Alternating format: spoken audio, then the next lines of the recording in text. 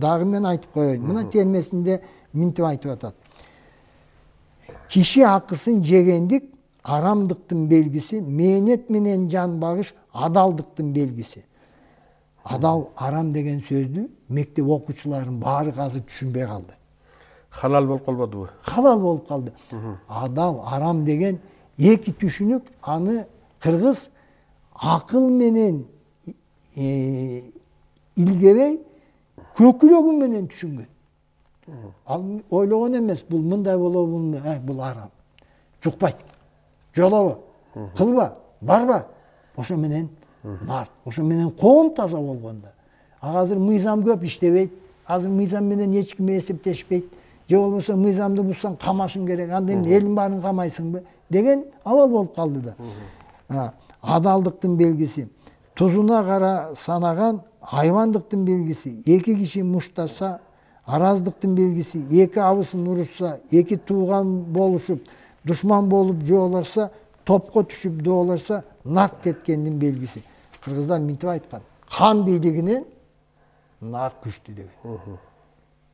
Биз азыр конституция деп эле ошо жанагы 8 жолу 20 жылда өзгөрүлгөн конституцияны туу кылып көтөрүп атабыз. А кыргыз конституциясы жок, нарк менен жашаган. Кан бийлигинен нарк күчтүү деген сөз эмнени туюндурат?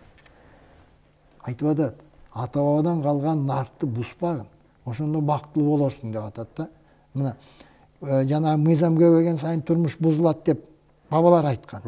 Арыстанбек өзүнүн ырларында, чыгармаларында баймабай ошолордун баарын чагылдырып, ошонун баары ошого үндөп, ошону үлгү катары айтып келген да.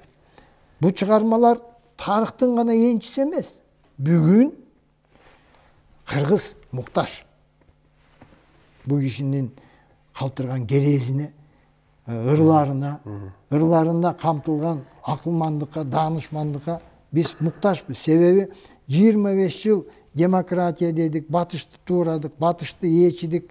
Анан кийин мыйзам деп, мыйзамды даңазаладык. А турмуш эмне болуп атат? Мына азыр эме деген жана милицияга арналган бир берүүлөр бар.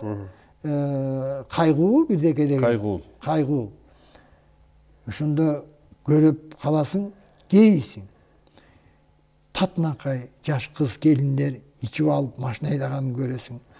Жаш жигиттер ичип алып, же болбосо тартип бузуп, эреже бузуп. Тартип бузуу деген элди сыйлабат деген сөзгө барабар да. Мен мыйзам менен, жол эрежеси менен эсептешпейм. Мен өзүмө өзүм канмын, өзүмө өзүмө падышамын деп.